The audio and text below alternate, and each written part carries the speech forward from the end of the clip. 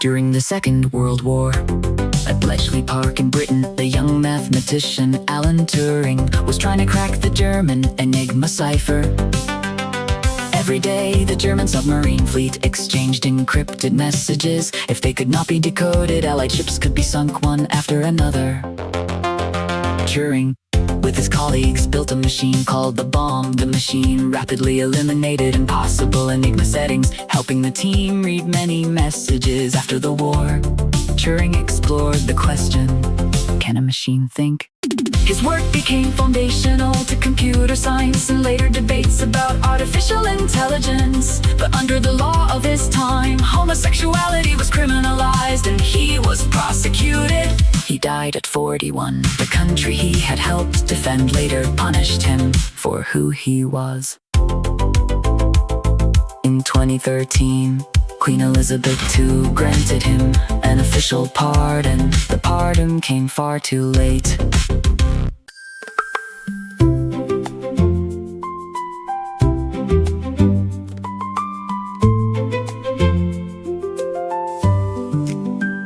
The Silk Road from ancient times connected Asia in the east and Europe in the west. It was not a single road, but a network of many routes. Chinese silk, Persian glass, Indian spices, and Roman gold traveled this road by caravan. Merchants loaded their camels and crossed deserts and mountains, but it was not only goods that traveled this road. Religion also spread along this path. Buddhism spread from India to China. Islam spread from Arabia into Central Asia. Language and art were also exchanged. The Chinese way of making paper traveled westward and later contributed to learning and culture in Europe. The Silk Road was one of history's great networks of exchange. The words carried by the desert wind across many centuries still quietly support of many civilizations.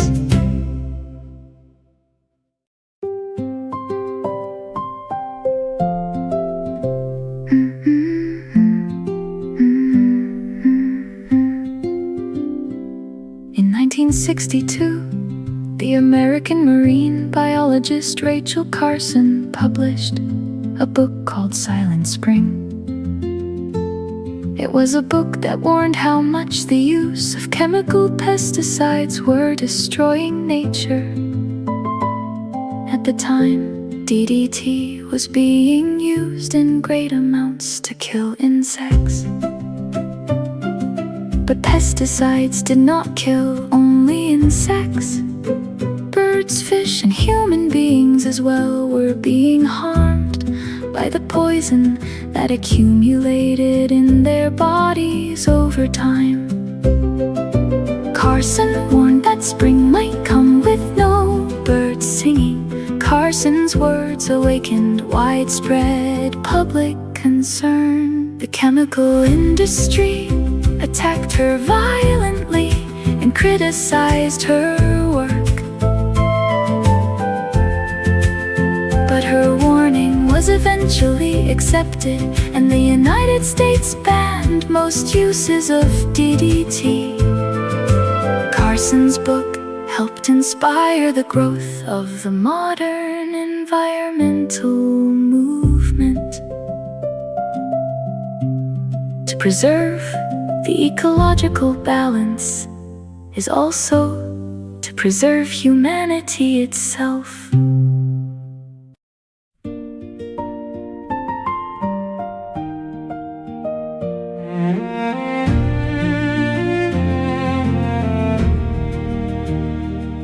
On March 12, 1930, the Indian leader Mohandas Gandhi, with 78 companions, began to walk toward the coast of Dandi. The distance was about 385 kilometers. The journey would last 24 days. Along the way, more and more people joined, and the march grew to thousands. What was the purpose? To make salt at the seashore. At the time, the British colonial rule maintained a salt monopoly and prohibited Indians from producing or selling salt independently. The salt tax weighed most heavily on the poorest. The moment Gandhi picked up a handful of salt from the sand, British rule was quietly, yet deeply shaken. This was a disciplined, non-violent protest carrying no weapons. Gandhi was imprisoned many times by the British, but his non-violent movement contributed to the movement for Indian independence and inspired movements throughout the world. Martin Luther King Jr. later drew deeply from Gandhi's philosophy of non-violent resistance. Movements around the world adapted its lessons in their own struggles for justice.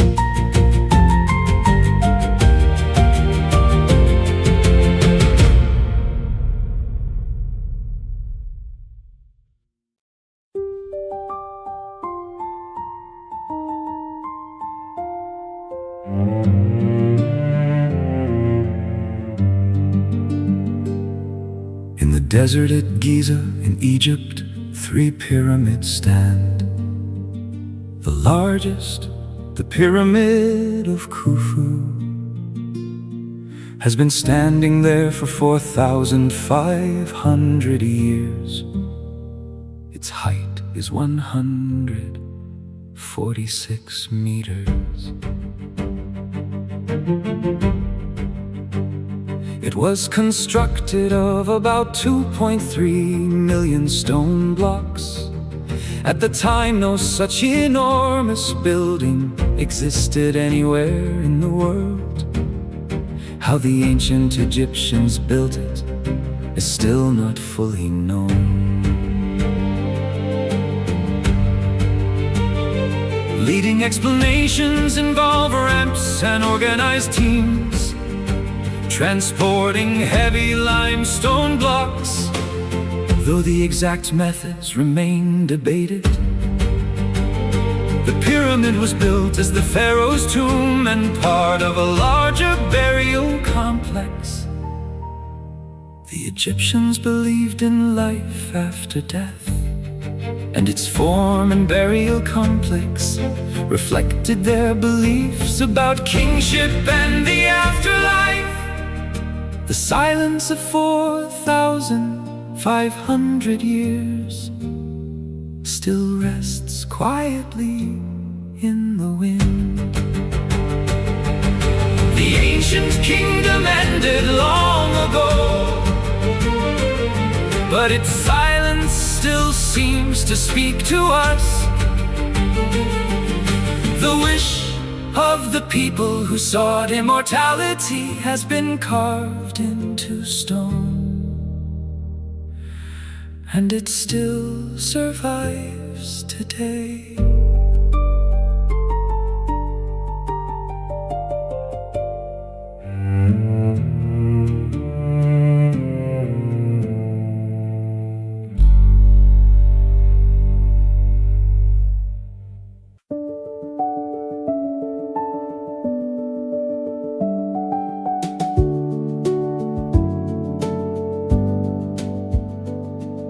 The principle of democracy rests on the idea that people govern themselves. In ancient Athens, citizens gathered in the public square and discussed policy. This was the starting point of the democracy that would later spread throughout the world. Modern democratic states almost always have a supreme law called a constitution. The Constitution limits the power of government and protects the rights of the citizens. In many countries, citizens choose their representatives through elections held every few years. Candidates run campaigns and present their policies to the voters. The elected representatives gather in Parliament or in Congress, where they create new legislation.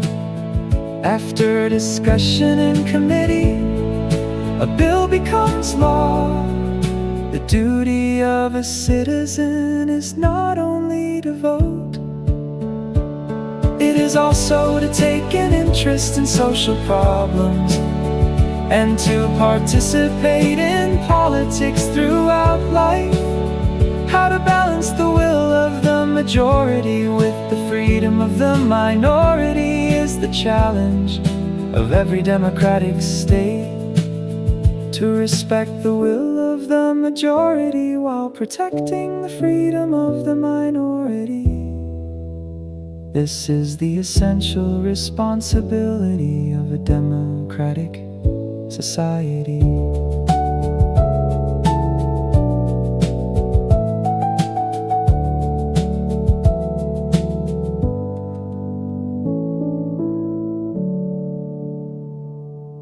In a market economy, the price of most goods and services is determined by demand and supply.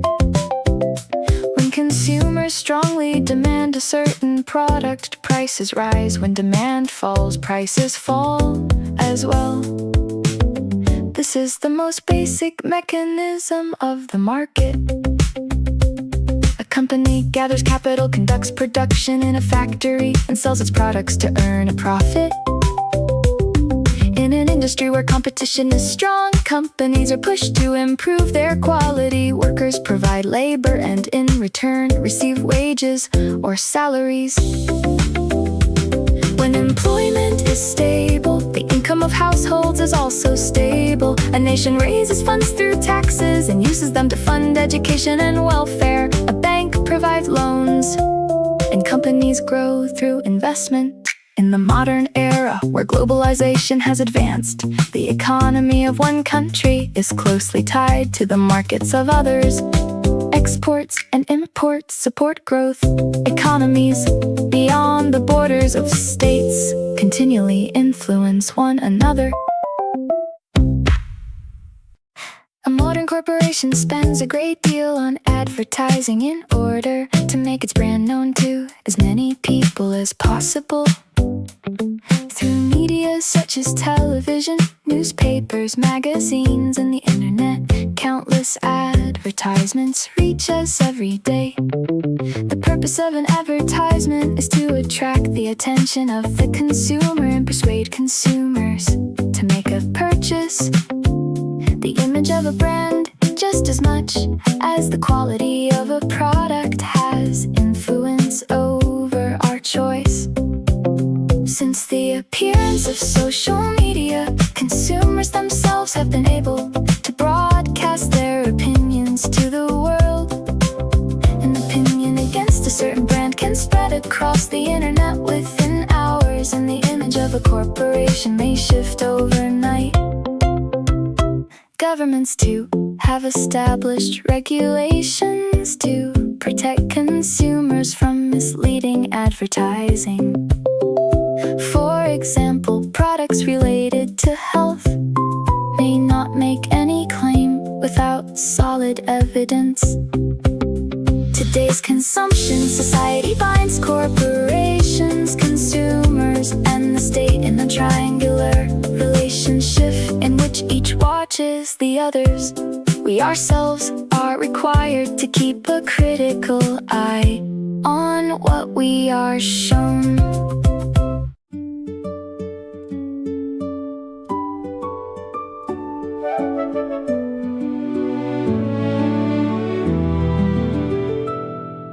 The climate of our planet has been changing rapidly since the Industrial Revolution. global average temperature has already risen by about 1.1 degrees. One of the main causes is the emission of carbon dioxide produced by the burning of fossil fuels.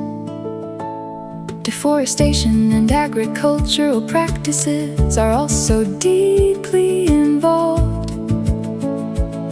As a result, sea levels rise, floods and droughts have become more frequent, and typhoons have grown stronger than ever before. Ecosystems are being destroyed, and many species are facing the threat of extinction. In 1997, the Kyoto Protocol was adopted, and each country was given a target for the reduction of greenhouse gases. In 2015, the Paris Agreement was reached, and the world set its goal of keeping the rise in temperature within 1.55 degrees. Each country has begun to increase investment in renewable energy and to regulate emissions from cars and factories. But climate change is no longer a problem that one country can solve by itself. Without international cooperation, we cannot protect the future of the earth. The achievement of a sustainable society is now a shared goal across generations.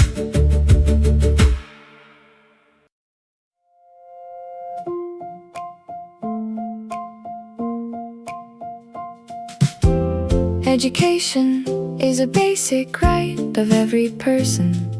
The United Nations has declared the right to education as one of the universal human rights. In reality, however, the opportunity for education differs greatly depending on the country where one is born and one's family income. There are still tens of millions of children worldwide who cannot attend school. Even among developed countries, there are large gaps in access to and the quality of education. The economic condition of a family greatly shapes a child's future career. Education is not only the passing on of knowledge, it is a process by which an individual forms their identity and grows into a responsible member of society. Many countries, through scholarships and reduced tuition, are trying to open the opportunity for higher education to more young people. The reform proceeds slowly, but it does proceed to create a truly equal society. Every child must be given the same opportunity for education. Only when education is equal does the gap in society begin to close.